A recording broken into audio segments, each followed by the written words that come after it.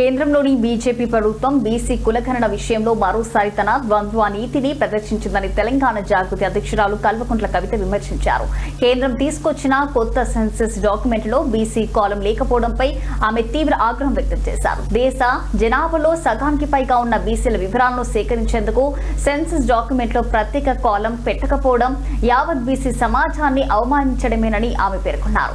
ఎన్నికల సమయంలో బీసీల గురించి మాట్లాడి బీజేపీ అధికారంలోకి వచ్చాక వారిని లెక్కించేందుకు కూడా వెనుకాడుతుందని, ఇది బీసీలను మోసం చేయడమేనని ధ్వజమెత్తారు. తక్షణమే సెన్సస్ ఫామ్ లో మార్పులు చేసి బీసీ కులగణన చేపట్టేలా ప్రత్యేక కాలంను చేర్చాలని ఆమె డిమాండ్ చేశారు.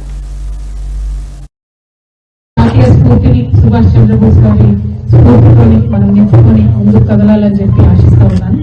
అదేవిధంగా ఇవాళ మరి జాతి అంటేనే, గణం అంటేనే, గణతంత్రం అంటేనే పీపుల్ కోసం ఆలోచించేటటువంటి, ప్రజల కోసం ఆలోచించేటటువంటి ఒక రిపబ్లిక్ గా మనం ఈరోజు ఏర్పడాం. ఆ పీపుల్ లో ఉన్నటువంటి అతిపెద్ద సమూహమైనటువంటి బీసీ కులగణనకు సంబంధించి మరి ఇవాళ దేశంలో ఉండేటటువంటి ప్రధాన రాజకీయ పార్టీ ఏదైతే అధికారంలో ఉందో వారు మళ్ళొకసారి కొత్త మోసానికి తిరగలేస్తారు. గణతంత్ర దినోత్సవం నాడు మళ్ళీ మనం ఒక ప్రతిజ్ఞ తీసుకోబోతా ఉన్నాం. బీసీల కోసం ఒక యుద్ధవేదిని మోహించబోతా ఉన్నాం. ఎందుకంటే కులగణన చేస్తామని కేంద్ర ప్రభుత్వం చెప్పిన తర్వాత మనందరం కూడా సరే 42% ఇక్కడ తెలంగాణలో ఉన్నటువంటి ప్రభుత్వం తప్పు లెక్కలు చేసింది కాబట్టి కేంద్ర ప్రభుత్వ సెన్సస్ మీద మనం దృష్టి పెట్టుకున్నాం.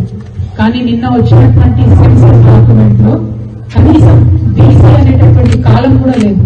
బీసీలలో ఉన్న ఉపకులాలను లెక్క పెట్టాలని మనం జాగృతి నుండి ప్రయత్నం చేస్తుంటే కనీసం బీసీ అనేటటువంటి కాలం కూడా లేకపోవడం అనేది ఇది దేశవ్యాప్తంగా ఉన్న బీసీలను అవమానపరచడం చెప్పి నేను బలంగా నమ్ముతా ఉన్నాను.